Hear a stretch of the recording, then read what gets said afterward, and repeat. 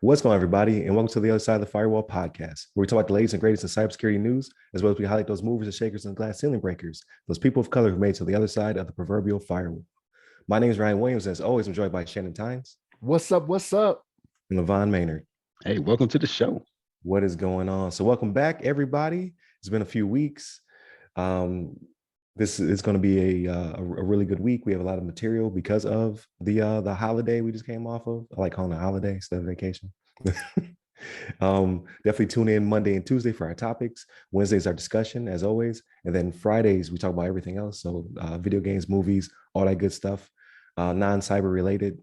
So definitely hit us up throughout the week.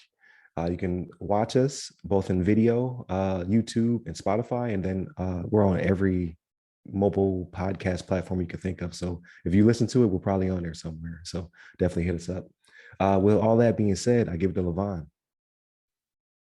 Yeah, we have a pretty good story for you today. This is pretty straightforward, but we have a story from Daily Mail, and this is from Rachel Buyan. The title of this article is called "Japanese Man Loses USB Stick with Entire City's Personal Details on It After He Took It on an After Work Drinks."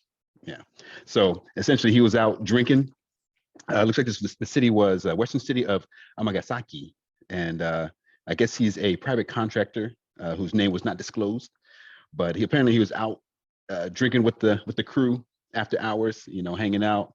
He had a USB stick that had like it says 460,000 residents of Amagasaki has their details on it. So it had, for example, their names, genders, addresses, birthdays, other personal information, as well as tax data and bank account information on some of the locals. So this thing was a pretty, essential drive. I mean, it had a lot of details for all these individuals. I don't know exactly what he was doing with it. I don't think the article goes into details as far as what the purpose of having those individuals on a USB drive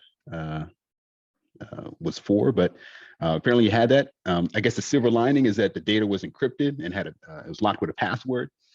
But there are some crafty people out there that could potentially find some ways around that. I'm sure they can maybe bypass the password or maybe just crack the password after, if they have enough time. I mean, time is really like the essence of many hackers. Are just, if they get enough time, they can get through most barriers. But we have to see if if the lost data comes up later on down the line with some individuals getting their identity stolen or something to that effect, or getting some other kind of access to, I guess, their bank accounts. That bank account information is on there. They have a lot of personal information, so it's kind of it's obviously scary for the people out in Japan. And hopefully this individual gets a stern talking to and make sure it doesn't happen again in the future. But I'll turn it over to you, Shannon. What do you think about this one? So I realize this is in Japan, but this seems like a very American mistake that we have made a few times in our recent history, right? So like laptops being lost and whatnot. Right. Why even take this out of the facility that it needs to be out of, right? Right. So like if for whatever reason, let's say it's a remote work situation, right? You could have it to where if for whatever reason they need to work remotely or something, have them use like a state or city. It was a city information, city issue technology, right? So not BYOT, but city your own technology. I don't know. Right. Right. Some issued technologies from the city that's like actually like secure, whatever. Yeah. And even when you do that, I'm not even saying put the information even on that system, like make it something they can access but can't copy off of, right? Like it could be some type of VPN where they can't do any like snipping or anything to get any information off of it, and they just do the work they need. Like taking the information out of the facility, I don't see the reason behind it.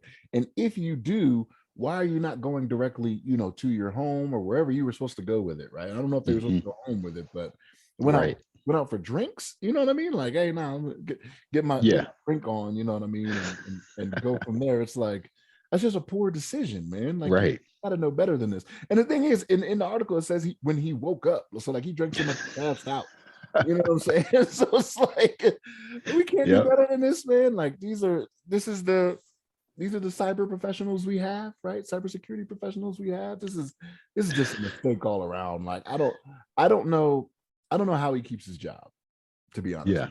I don't know how. You think he'll get a stern talking to? I think he should get the pink slip, because there's no reason for that, right? And I'm not saying people shouldn't go out and drink and have a good time, right? But make sure you don't have PII on you when you do it. You know what I'm saying? Right. Like that's what they should be doing. But Ryan, what's your thoughts on this, man? Yeah, I'm in the same boat as you. He'll probably either he'll resign or he'll be fired. Like it's almost 500,000 people's PII. It said it included names, addresses, birthdays, and in some cases, banking information, right? Which was odd to me. So I read a little bit deeper, and I guess it was for a municipality pandemic relief program. So that's why they had that type of information gathered, and they had it for every citizen.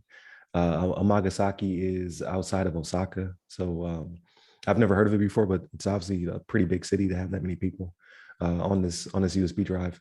I mean, it is encrypted.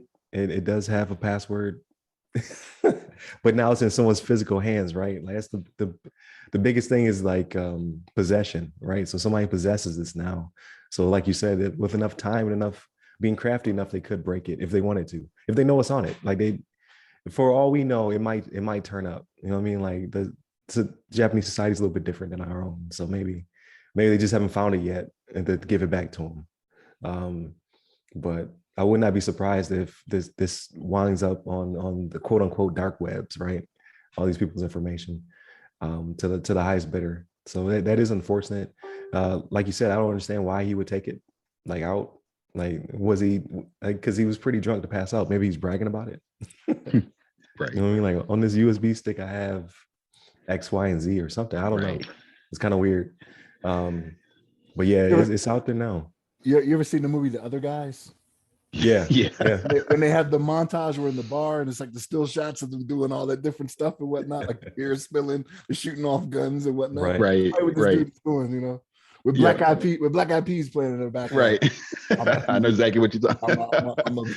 Slow motion, everything's like frozen in the air. Like yeah, I don't get it. Like, but at least they came out like immediately and told the people like, hey, listen, your stuff might be compromised. All they're going to do is offer them LifeLock for 500,000 people. So LifeLock is going to be super excited, or whomever the equivalent is in Japan for that. But it's a done deal now. It's out there. So but yeah, pretty straightforward. This one was a short one. Definitely tune in for tomorrow's topic, as well as Wednesday's discussion. And then Friday, again, we talk about everything else. So movies, games, books, all that good stuff. So definitely like, share, subscribe. I was about to say the website been down. There's no more website, but hit up one of like LinkedIn or Twitter or something like that social media accounts that has our name, and that way you can find a link to the podcast. If you're currently watching or listening, you're already there. So definitely like, share, subscribe, all that good stuff. You can hit me up personally. I'm at RY Security Guy. That's RY Security Guy. I'm on Twitter, TikTok, LinkedIn, and Clubhouse. And you, LeVon? Yes, sir. You can hit me up on the Twitter at LeVon Maynard. There it is. Stay safe, stay secure. Take care.